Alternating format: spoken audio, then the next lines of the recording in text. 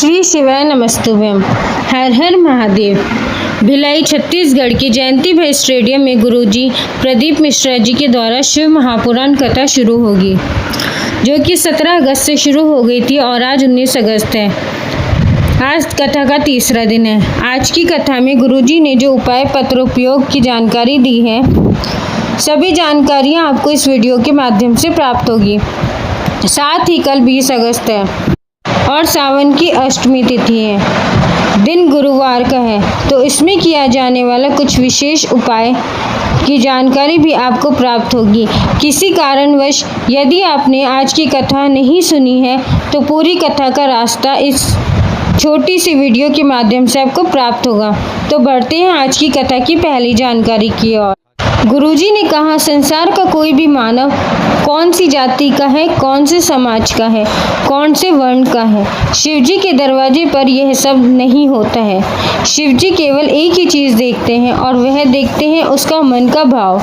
बढ़ते हैं अगली दूसरी जानकारी की ओर। हमारा पुण्य जब एकत्रित होता है तब हमें फल की प्राप्ति होती है।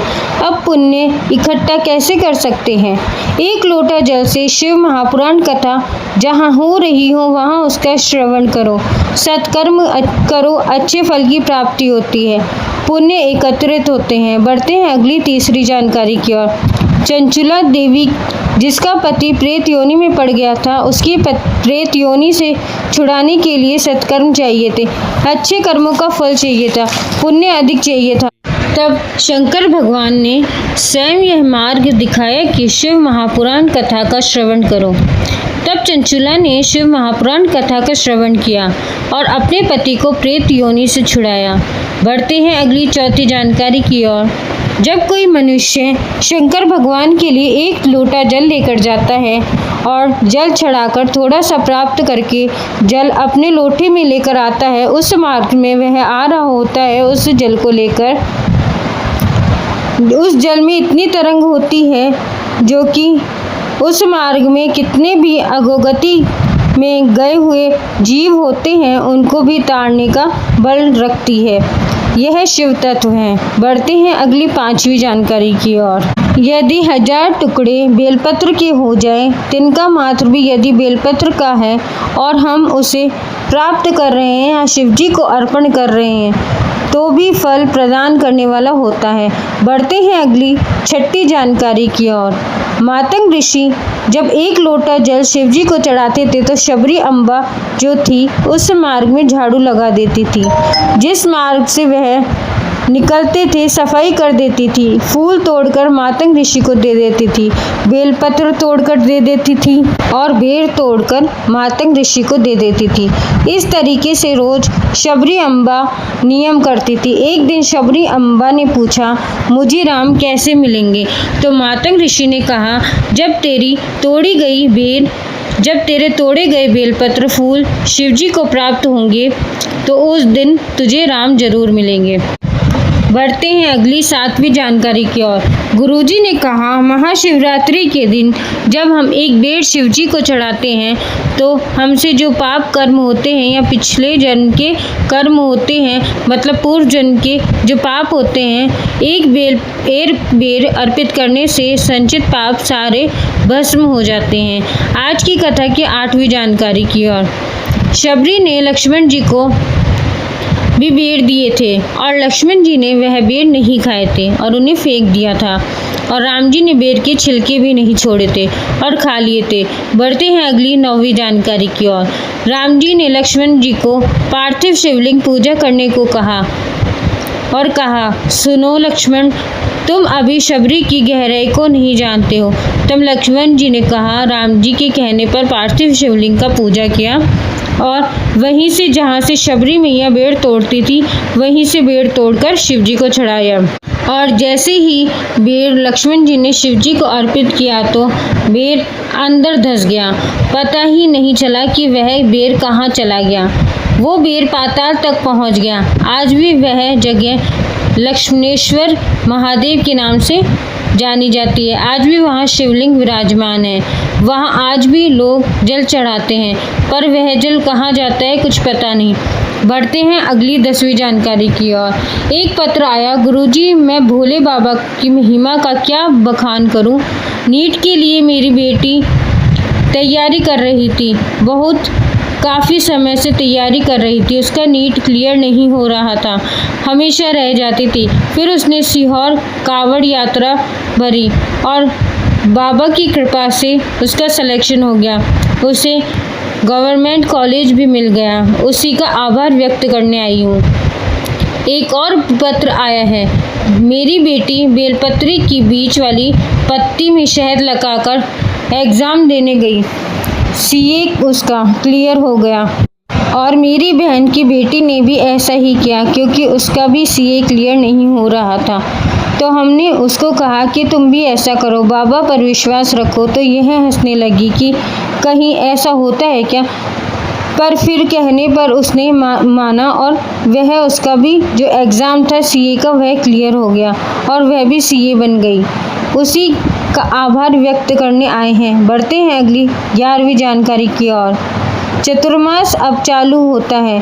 भगवान नारायण 4 महीने के लिए योग निद्रा में चले जाते हैं, सो जाते हैं और शिवजी का सावन का महीना जो है वह चालू हो जाता है। पूरा कार्यभार शिवजी के ऊपर रहता है, शंकर भगवान के ऊपर रहता है और जो इन चतुर्मास में शिवजी का नाम लेता है उसके ऊपर कृपा जरूर होती है। बढ़ते हैं आज की कथा की 12वीं जानकारी की ओर। गुरुजी ने कहा जो 25 अगस्त को कांवड़ में भाग ले रहे हैं, कांवड़ में सम्मिलित हो रहे हैं, जो कि 11 किलोमीटर की कांवड़ यात्रा रहेगी, जिसको बम प्रदोषित दिन किया जाएगा। कामना कांवड़ रहेगी। तो इस दिन यदि जो संतान प्राप्ति की कामना के लिए कांवड़ भर रहे हैं, वह अपनी झोली में, अपनी गोदी में चावल भरकर लेकर जरूर आए और थोड़े से चावल रखिए और फिर उस कांवड़ को भरिए। दूसरा, जिनके यहाँ धन संपदा की कमी है या वैभव चाहते हैं, व्यापार व्यवसाय में उन्नति चाहते हैं, तो यह लोग अपने जब घर से निकलते 2 स्वास्तिक अपने गेट पर बनाकर निकले और फिर कांवड़ भरे। स्वास्तिक आपको 2 कुमकुम के बना लेना है। 2 कुमकुम के स्वास्तिक बनाकर अपने घर से निकलो और इनके बाद जब आप कांवड़ भरोगे तो बाबा का जल वहाँ से थोड़ा सा लेकर जाओगे। कांवड़ का जल तो वह उस कुमकुम जहाँ आपने बनाया है वहाँ पे उस जल का चिंतन करें। ऐसा करने से आपको घर में व्यापार व्यवसाय उन्नति जो भी आप चाहते हैं वह पूरी होगी। साथ ही तीसरा, गुरुजी ने बताया कि कामना के लिए, किसी भी प्रकार का कामना के लिए जॉब अच्छी चाहिए, उसके लिए पदोन्नति चाहिए, तो उसके लिए कनेर पुष्प लेकर कांवड़ भरें। मतलब जब आप कांवड़ लेकर निकलेंगे तो आप अपने हाथ में अपने साथ एक कनेर का पुष्प जरूर रखिए। यह कामना कांवड़ है। बढ़ते हैं अगली 13वीं जानकारी की ओर। एक पत्र आया है जिसमें लिखा है, मेरा बेटा रेलवे ग्रुप में काम कर रहा था पर उसका कोई प्रमोशन नहीं हो रहा था। बेटे ने 2024 में आकर कुबेरेश्वर धाम में कांवड़ भरी और बाबा की कृपा हुई। मेरा बेटा अब लोको पायलट में नियुक्त हो गया है। उसी का आभार व्यक्त करने आई हूँ। अगला पत्र आया है जिसमें 1 लोटा जल का क्या बखान करूं। मंदिर की साफ सफाई के बारे में बताना चाहती हूँ। 2023 में मैं नागपुर की पहली बार आपकी कथा सुनी। आपकी मुखारविंद से सुना था कि शिवरात्रि के दिन पूजा करना, सावन के महीने में कांवड़ जल चढ़ाना और आपकी शिव महापुराण कथा सुनना, यह सब हमने किया। 2025 में कांवड़ भरी और ऐसी कृपा हुई कि मेरी एक बेटी की सरकारी नौकरी लग गई और दूसरा बेटी की गोद भी भर गई। सालों से उसकी सूनी गोद थी। उसी का आभार व्यक्त करने आए हैं। अगली जानकारी की ओर बढ़ते हैं। एक पत्र आया जिसमें लिखा, 22 साल से संतान सुख नहीं था, सब जगह दिखाया अतः डॉक्टर ने भी मना कर दिया, IVF भी करवाया पर संतान सुख की प्राप्ति नहीं हुई। फिर कथा सुनना शुरू करा। कथा पंडाल की मिट्टी को गर्व से लगा देती। आंकड़े की जड़ का प्रयोग किया, पशुपतिनाथ का व्रत किया और 22 साल के बाद संतान सुख हुआ, उसी का आभार व्यक्त करने आई हूँ। और एक पत्र आया जिसमें लिखा था 17 साल बाद संतान सुख की प्राप्ति हुई है। उन्होंने पशुपतिनाथ का व्रत किया, आंकड़े की जड़ का प्रयोग किया और टीवी में ही कथा का श्रवण किया। अपने ही घर में आसन लगाकर बैठ जाती, पूरी कथा और श्रवण करती और लास्ट में जो भी आसन के नीचे मिट्टी होती उसे गर्भ से लगा लेती। संतान सुख की प्राप्ति हुई, उसी का आभार व्यक्त करने आई हूँ। बढ़ते हैं अगली जानकारी की ओर। अगर कोई तुमसे पूछे कि सच्चा प्रेम जिंदगी में किसी देवी देवता ने किया है तो बता देना सती मैया और शिवजी का प्रेम है। सती मैया जल के जब भस्म हो गई थी, आज भी उनकी भस्म शिवजी के ऊपर रमाते हैं। बढ़ते हैं अगली जानकारी की ओर। प्रेम में समर्पण होता है, प्रेम में नफरत नहीं होती, प्रेम दिखावा नहीं होता, केवल और केवल प्रेम समर्पण होता है। बढ़ते हैं अगले पत्र की ओर, जिसमें लिखा था कि मेरे गले में गांठ हो गई थी, डॉक्टर ने ऑपरेशन की भी कह दी थी क्योंकि गांठ कैंसर की होने की संभावना थी। मेरी माँ आपकी कथा सुनती थी, उन्होंने बताया कि रुद्राक्ष को जल चढ़ाओ और साथ ही जैसा डॉक्टर कहें वैसा करो। तो मेरी बेटी कहती कि डॉक्टर शिव का रूप है तो हम डॉक्टर की ही मानेंगे। डॉक्टर के पास गई और ऑपरेशन की डेट लेकर आ गई। डॉक्टर ने 15 दिन बाद की डेट दी थी। इस बीच में हम सीहोर गए, हम बाबा से मिले, रुद्राक्ष लेकर आई, जल का पानी पीना शुरू करा, बेलपत्र खाना शुरू करा और जब वापस अल्ट्रासाउंड हुआ और जब देखा तो गांठ गल चुकी थी। डॉक्टर भी शॉक्ड हो गए थे कि यह कैसे हुआ।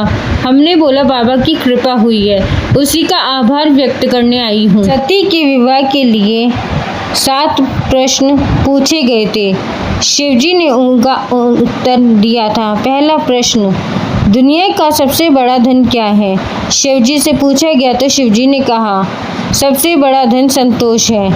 पेट्रोल पंप और खूब धन देखकर अपनी बेटी की शादी मत करो, यदि लड़का संतोषी है तो श्रेष्ठ है।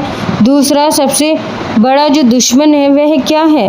दुनिया का सबसे बड़ा दुश्मन क्रोध है, क्रोध में आकर व्यक्ति सबसे बड़ा नुकसान खुद का ही करता है। तीसरा प्रश्न शिवजी से किया गया कि सबसे बड़ा रोग क्या है दुनिया का, तो कहा लालच। चौथा, सबसे बड़ा सुख दुनिया का क्या है, तो कहा जिसमें जगत में लोगों की सेवा करना शुरू की वह संसार का सबसे बड़ा सुख है। अगला प्रश्न, सबसे बड़ा तीर्थ क्या है? सबसे बड़ा तीर्थ कौन सा है? तो माता पिता के चरणों के बरोबर दुनिया में कोई तीर्थ नहीं। छठा प्रश्न ब्राह्मण ने किया कि सबसे बड़ा पाप क्या है, तो कहा अपने भीतर के अहंकार। फिर कहा सबसे बड़ा पति कैसा होता है? जो पत्नी के मन का सम्मान का ध्यान रखे, क्रोध में भी प्रेम के से उत्तर दे और सुख दुख में हर पल अपनी पत्नी के साथ दे, वह दुनिया का सबसे बड़ा पति होता है। अब बढ़ते हैं अगले विशेष उपाय के लिए और कल 20 अगस्त और सावन की अष्टमी तिथि है। सावन की अष्टमी तिथि के दिन जिसमें शिव जी की स्तुति सभी लोग करते हैं, मतलब 64 योगिनी, अष्ट सिद्धियाँ, नवनिधियाँ और पार्वती सभी मिलकर शंकर भगवान की स्तुति करते हैं अष्टमी तिथि के दिन। तो अगर आप सावन की अष्टमी के एक दिया गोल पाती का बनाते हैं जिसमें आपको गाय का देसी घी का प्रयोग करना है और एक दिया आपको लांबी बाती का बनाना है और उसमें भी आपको घी का ही प्रयोग करना है। गोल बाती का दिया शिव जी के सामने समर्पित करें और लांबी बाती का दिया शिव के शक्ति के सामने। यदि आपकी कोई कामना है उस कामना को आप मन में रखकर भी दिए लगा सकते हैं और शिव जी की प्रसन्नता के लिए आप दिए ऐसे लगाएं, भले ही आपकी कोई कामना नहीं है, कुछ नहीं है, तब भी आप यह दिए जो 2 दिए हैं यह आपको लगाने चाहिए। शिव और शक्ति की विशेष कृपा के लिए, शिव भक्ति में आगे बढ़ने के लिए 20 अगस्त सावन की अष्टमी तिथि में शाम के समय प्रदोष काल में आपको यह 2 दिए मंदिर में लगाना है। जब प्रदोष काल का समय हो, मतलब हल्का उजाला रहे, हल्का अंधेरा रहे।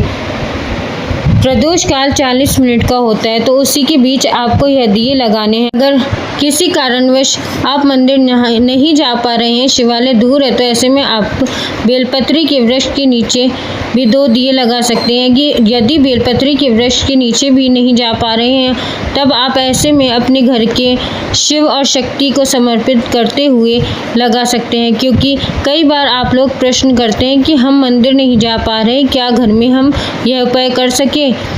तो बिल्कुल आप यह उपाय तब कर सकते हैं जब आप मंदिर नहीं जा पा रहे हो, बेलपत्र के वृक्ष के नीचे नहीं जा पा रहे हो, तो आप अपने घर में यह 2 दिए शिव और शक्ति के निमित्त लगा सकते हैं। साथ ही अष्टमी तिथि, यदि आप सुबह कावड़ जल चढ़ाते हैं, 2 लोटे जल से श्री शिवाय नमस्तुभ्यम कहते 2 धार शिवजी को अर्पित करते हैं, तो शिवजी की विशेष कृपा की प्राप्ति होती है। साथ ही 108 सामग्री कुछ भी आप ले सकते हैं और शिवलिंग पर अर्पित कर सकते हैं। 108 चावल के दाने अर्पित कर सकते हैं या मूंग के दाने, 108 बेलपत्र अर्पित कर सकते हैं, शमी पत्र अर्पित कर सकते हैं, या फिर 108 के पुष्प अर्पित कर सकते हैं, या 108 किसी भी वृक्ष की पत्ती भी आप अर्पित कर सकते हैं। आपको बेलपत्र नहीं मिल पा रही है, तो ऐसे में आप किसी वृक्ष की 108 पत्ती लेकर मन में भाव रखते हुए आप वह भी समर्पित कर सकते हैं, या 108 सरसों के दाने, लौंग, काली मिर्च